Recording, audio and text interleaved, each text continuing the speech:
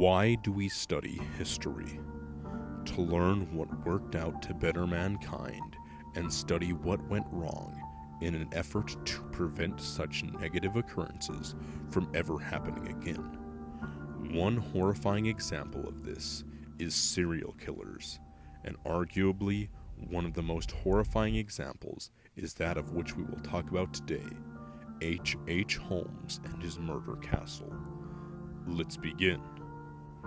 Herman Webster Mudgett was born on May 16, 1861, and was externally just like any other citizen, attending school and taking teaching jobs.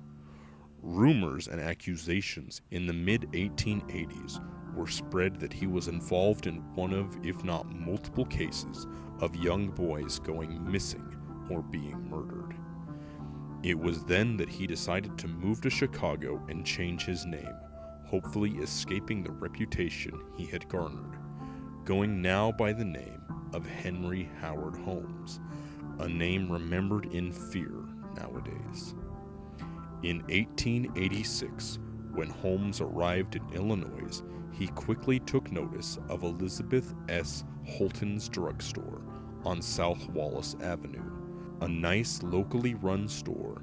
He was given his first job in Chicago there, a job he was said to have done very, very well, and eventually purchased the store from the owners, while additionally purchasing a nearby empty lot. This new lot and construction project would become the infamous and despicable murder castle that he would be known for later in life. A certified con artist, it was easy for him to lure tourists for the World Fair into the Castle Hotel onto the premise of cheap rates. The building itself, however, was a real maze. From stairways that led to nowhere, to bad lightings in seemingly random places, trapdoors, and more, it was truly a sight to behold. He lured men, and especially young women, into his castle, where they would mysteriously disappear, and coincidentally, around the same time, Holmes found success in selling human skeletons to medical schools.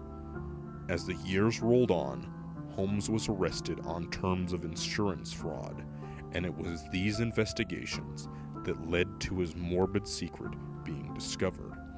One he admitted to 28 separate occasions of distinct murder, but the real number is completely unknown, and H.H. Holmes was hanged for his crimes, refusing to at any point ask for forgiveness and feeling no regret, going as far to even state, "I was born with the devil in me.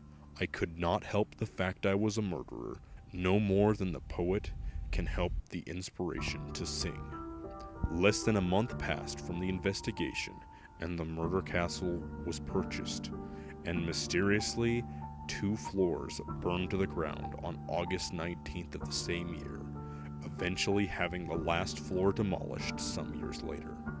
H.H. Holmes was a murderer, a psychopath, and an egomaniac, and his footprint in history should be researched and not forgotten to save us from the horror of anything like this ever happening again. But thanks for watching, and thanks for the support. As always, if you have a suggestion, let me know, as I'm always open to them. Thanks again, and have a good night.